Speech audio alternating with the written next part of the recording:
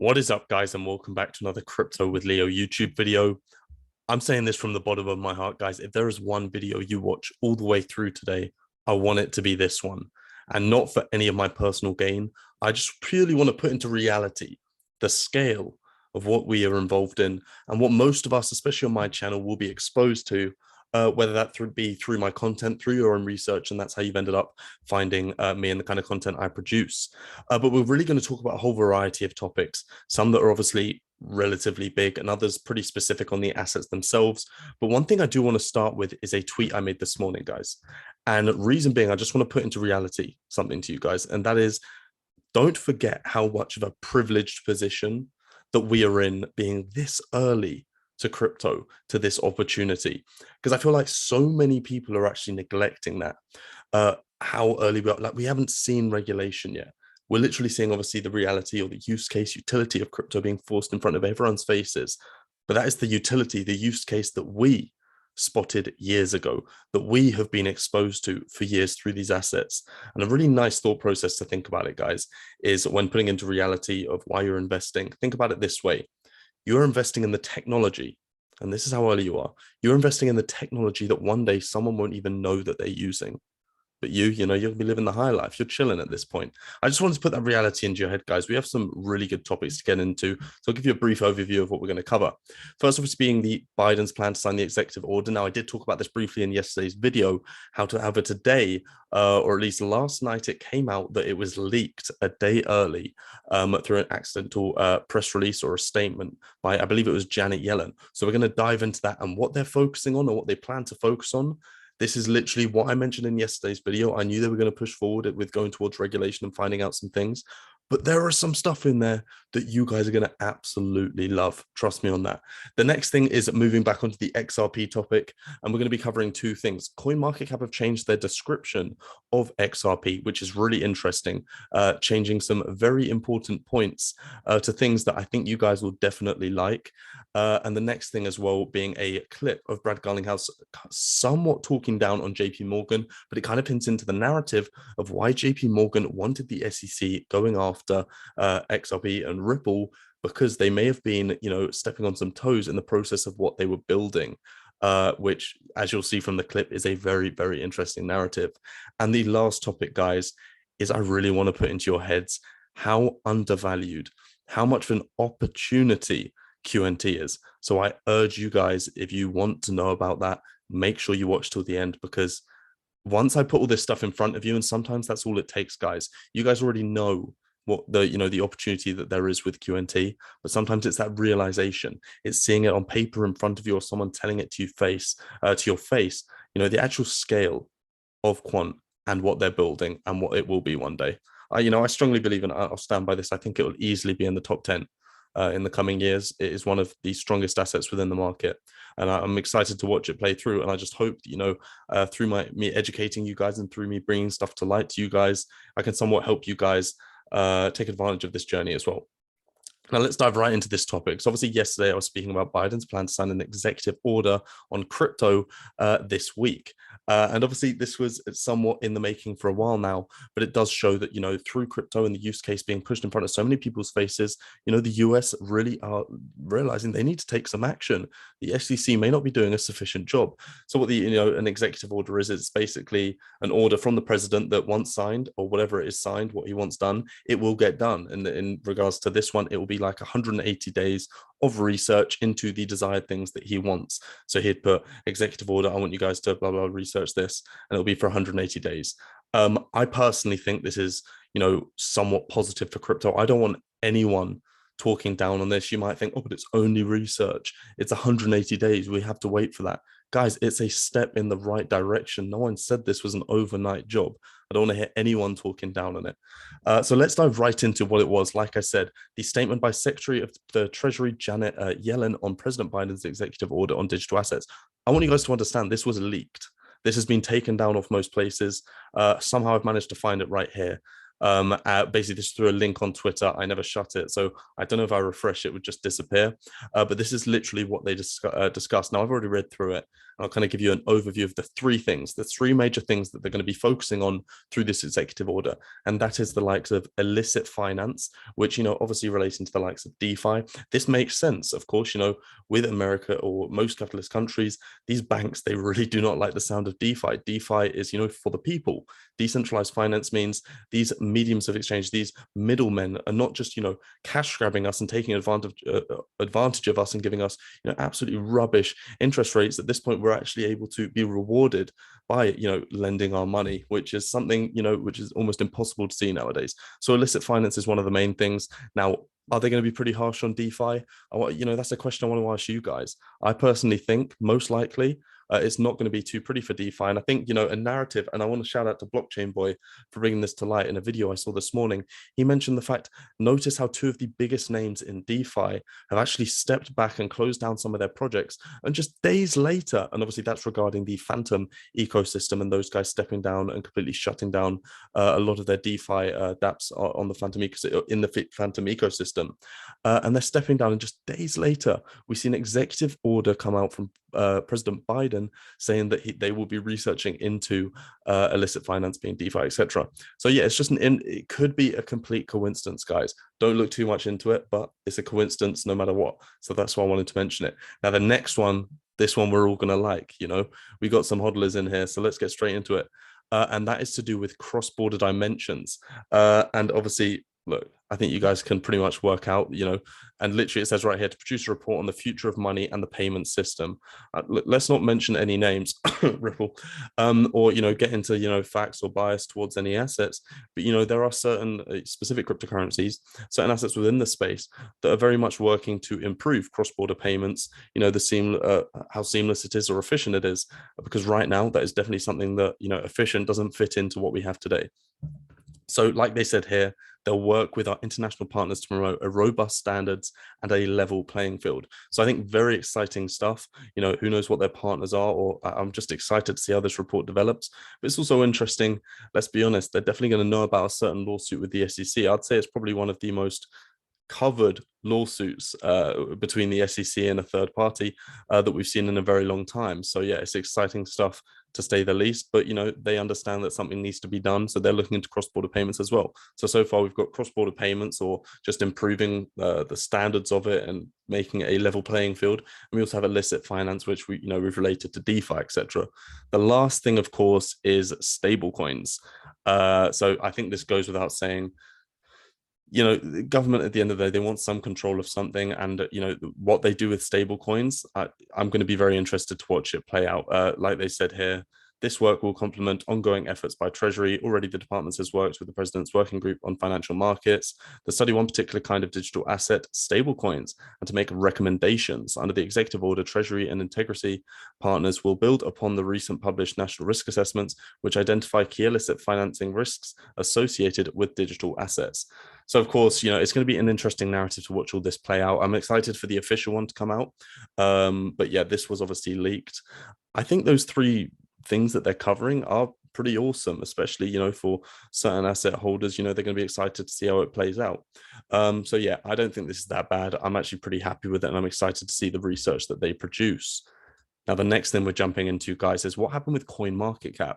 They actually updated, or as it says on here, CoinMarketCap completely revised, not just updated, completely revised the description of XRP. And what stands out are these three main points. CoinMarketCap acts like there's a lawsuit about early marketing. They suddenly compare, which is technically true, they suddenly compare XRP with Ethereum, which, interesting. They highlight Ripple's products, and they say no other protocol than XRP could replace Swift, which is, that's a pretty bold statement. But let's actually read into what they did say, or at least what they're referencing, that what was covered in this. And they said right here, obviously, to the lawsuit, this lawsuit has still not been resolved as of early 2022.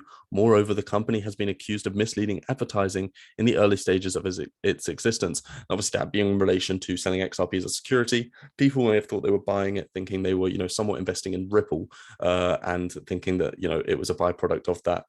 Whereas, obviously, XRP, completely separate asset. Obviously, the next one being, how does XRP work?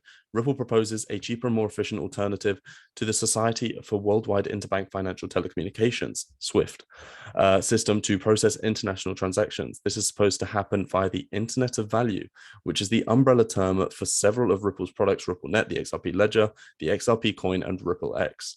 Now, obviously, they're actually referencing pretty much everything that encompasses what Ripple and XRP is and how people are hoping that it's going to work. So yeah, I think that's a pretty good description.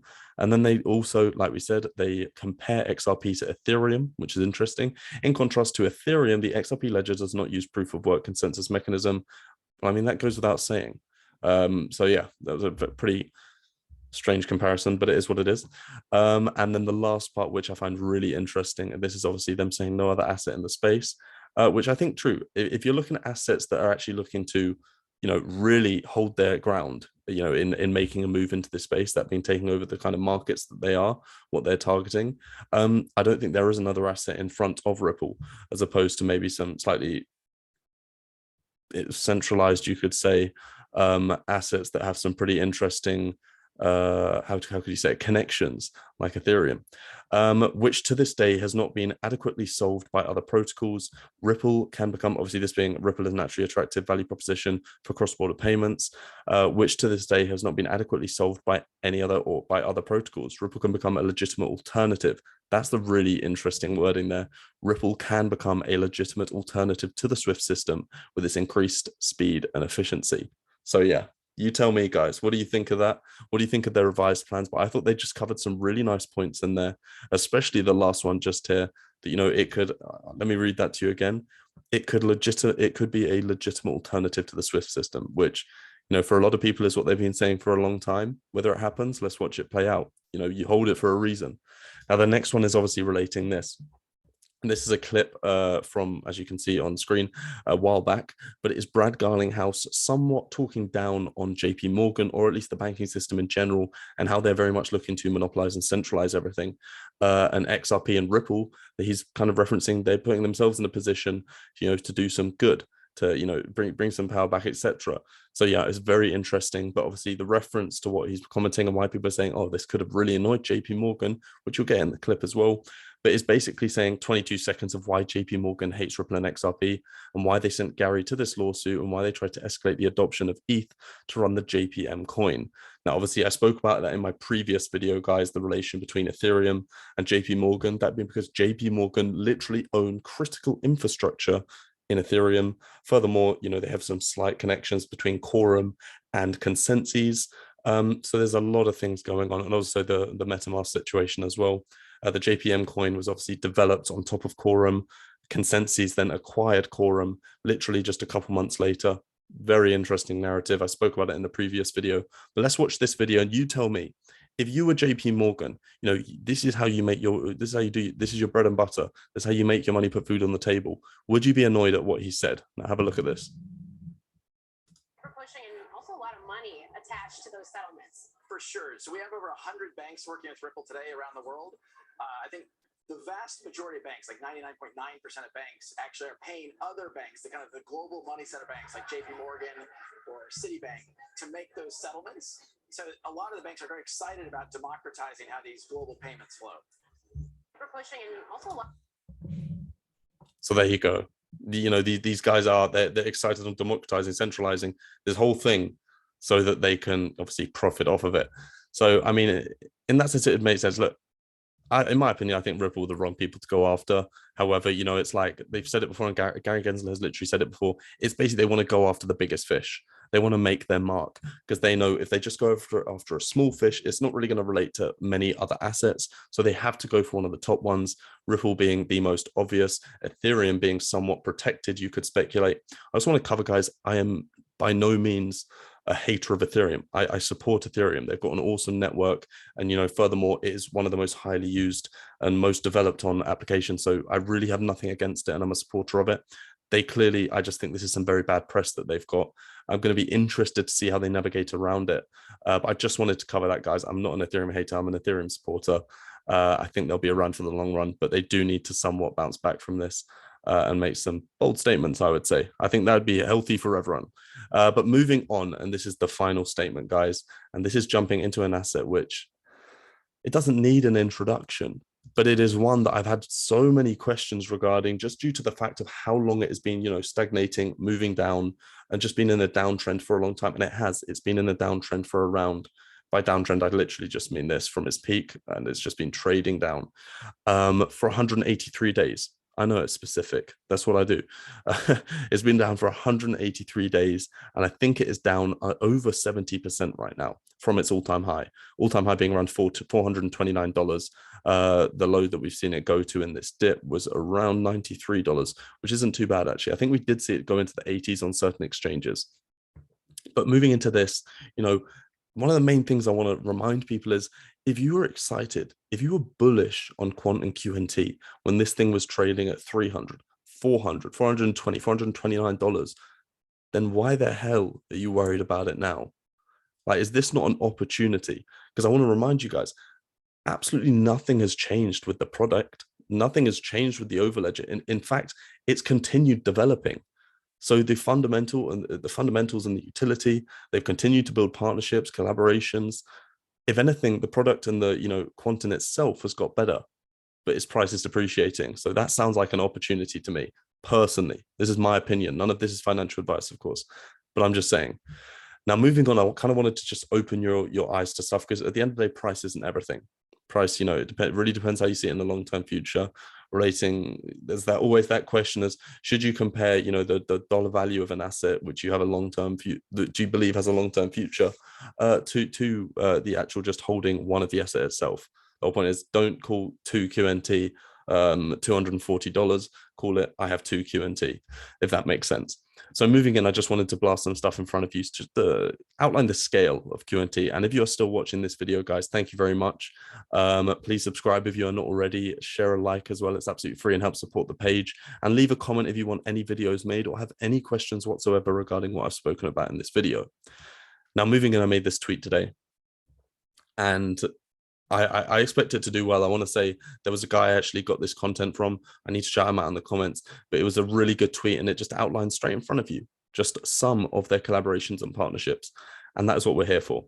A list you didn't know you needed to see is what I said. A small list of some. This is literally just some of QNT's collaborations and partnerships. We're looking at the digital pound, the LAC chain, the digital euro. 3, guys, digital currencies. Like, we're talking the digital pound. So you're telling me QNT is at the forefront of a digital pound. They're at the forefront of the LAC chain, which is the Latin American dollar, or the development of the Latin American dollar. And they're at the forefront of the digital euro as well. That should say enough at the start of that. But then we move into some of their other partnerships, like Six Group, SIA, which is huge, SDX, Amazon AWS. And obviously, there's a lot of speculation around that. Anyone can really be a partner with AWS, so take it with a grain of salt. AU Cloud, Binance. Binance is a big one, guys.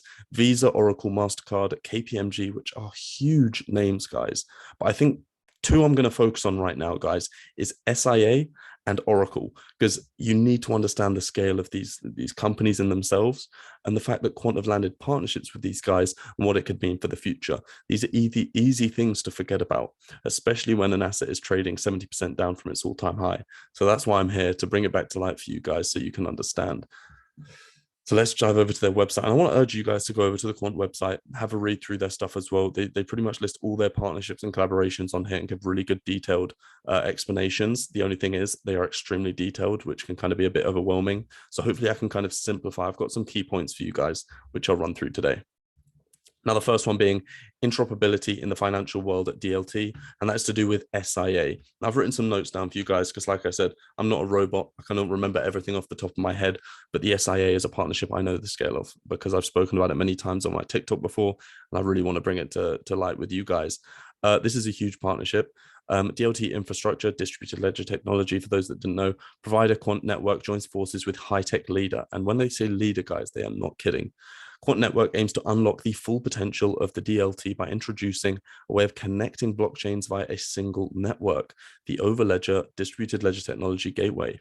SIA, a well-known high-tech Italian company, which provide innovative solutions for banking and finance sectors. And when they say this, guys, SIA is a leading company in both payments and infrastructure, and not just for like a small amount of companies. Like they are leaders at providing those specific services to financial institutions. And to specify that even more, I'm talking about central banks, commercial banks, financial institutions, and governments.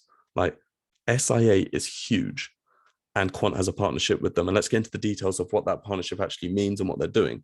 So quite literally, Quant's partnership is with the SIA chain, which, as it says on here, which provide, or at least SIA is a well-known high-tech Italian company which provide innovative banking and finance sectors. The two companies have entered an agreement with the goal of integrating the SIA chain infrastructure into Quant's Overledger to develop DLT-based cross-platform applications and services.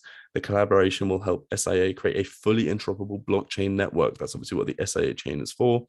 It also serves to promote benefits of distributed ledger technology interoperability, which is extremely important for, the long view and, when we actually move towards adoption.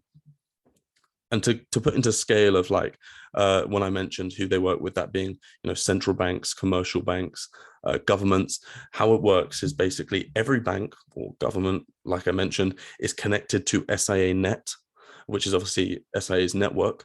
And all of them have access to the SIA chain. And now, because of this partnership, we'll have access to, of course, the Overledger to make it fully interoperable for any of their customers connected to their network to, create interoperable distributed ledger technology and utilize it. So that is the scale of it. It is absolutely huge. They want to use the SIA chain. They have full access to the Overledger and utilizing that to make it interoperable with other parties that are using it as well. So it is literally in these guys who want to develop on SIA. It's in their best interest to utilize the Overledger to make it interoperable. Awesome partnership. Just wanted to highlight the scale of it. The main scale, obviously, being the kind of people they work with, and understanding these are one of the leading companies in both, like I said, payments and infrastructure, banking, finance sectors. So it's important to know that. The next one is Oracle. And this one, guys, once again, I'd say SIA, Oracle, somewhat on the same page. You can pretty much make your mind up which one you think is more important. But this is huge. Quant brings the ambitious vision for distributed ledger technology interoperability into the Oracle global startup ecosystem. Once again, somewhat similar to what SIA are doing, but this is Oracle's move. Quant Network is a technology provider with a mission to enable this universal implementation of any blockchain technology through the world's first DLT gateway, that being the Overledger. Oracle is the world's largest database management company, offering software and technology, cloud engineered systems, and enterprise software products. So already we have one of the biggest high-tech or leading high-tech companies in Europe, that being SIA. And now we quite literally have the, world's largest database. And to put this to scale, guys, I've actually got some clips for you. This is something Gilbert Verdian, which is the CEO of Quant, actually said about SIA, because I've got the clips afterwards regarding Oracle. He says, not many people understand the scale of SIA. So this isn't just me. I had to clip this from a video, by the way. It's one of the world's largest financial infrastructure that connects central banks, commercial banks, financial institutions, and governments, like I said. And then it's pretty much saying they all have access to SIA chain, which means they all have access to the Overledger. So absolutely awesome. But let's get into Oracle. As I just said, it's one of the world's largest database management. Oracle is the 38th most valuable company on the planet. And they recognize Qnt and its Overledger as the perfect solution to blockchain interoperability. As such, they are now working with Quant in a highly collaborative manner. That being obviously through their partnership to make basically Qnt and its interoperability solution, or the Overledger, its key solution to interoperability, which is huge. It's integrated in their blockchain platforms as a one-stop solution consisting DLT, Hyperledger, cloud, hybrid, microservices, and interoperability, the Overledger. Their platform is growing fast with big enterprises, and this is the huge bit. This will give you the scale of the size of Oracle, and they will market their blockchain platform to 430,000 clients. Oracle has 430,000 clients, and that is confirmed over on Quant's website as well, as you can see right here. Mentoring program and curriculum, engage with their global base of more than 430,000 customers, and be part of a thriving startup community of inspired technology experts. Quant will facilitate Oracle's drive cloud-based innovation and business growth. So you can already see the best place for blockchain and the adoption to start is in these companies that are providing the infrastructure for others to build on top of, and that is what SIA and Oracle are both doing. And we are seeing Quant and its Overledger at the forefront of that, just like they're at the forefront of the digital pound, digital dollar, digital Latin American dollar, and the digital euro. Hopefully we see the digital dollar soon, guys. Let's hope for that. I wouldn't be surprised. It would make sense at this point. And we're seeing them at the forefront of that. So I think that I'm not one to shill anything. I just want to educate you guys on the reality of it. I'm not here telling you Quant is going to do a certain X. I really don't care to give you guys that, because all that does is it boosts your and my ego, which I'm not interested in. At the end of the day, we're interested in investing in something with legitimate use case, and something that, you know, once you're invested in, you sleep easy at night, because you don't have to think about, wait, what the hell does this thing do? We know what this thing does. We know who they're working with, and we know the scale of it. So it's an easy choice for me. So that kind of puts it into perspective for you guys, that I really needed to cover some of these stuff. Like, here's another one. Oracle is an all-in quant for their blockchain activities involving interoperability. 430,000 Oracle clients will get a push to the overledger, build across multiple blockchains with no coding. Like, the partnership is huge. So yeah, that pretty much covers my rant on QNT, guys, to kind of, you know, rejuvenate your excitement for it. Because it's easy, guys, when something has been trading down for almost 6 months, you know, people, you know, they get tired and they get bored. It's normal human psychology, especially if you bought in at some of those higher prices, buying in at the hype. Like I said, the main thing to take away, or in its simplest form, nothing has changed fundamentally. If anything, this asset and the technology is only continuing to get better fundamentally and technically, but then they're also making moves as well as a company with these huge partnerships. That wraps up literally everything in this video, guys. I want to thank you so much for watching, and thank you so much for the support recently as well. You guys can see I've been getting extremely active on YouTube, and I'm absolutely loving making content for you guys. I hope you guys are enjoying it too. As I always say, guys, it's absolutely free to support this channel. All you have to do is click that like button and subscribe as well. And also, if you have any questions regarding what I've said in this video, or if you want any videos made, put that in the comments down below. Thank you very much for watching, guys. Have an amazing rest of your day. Peace out.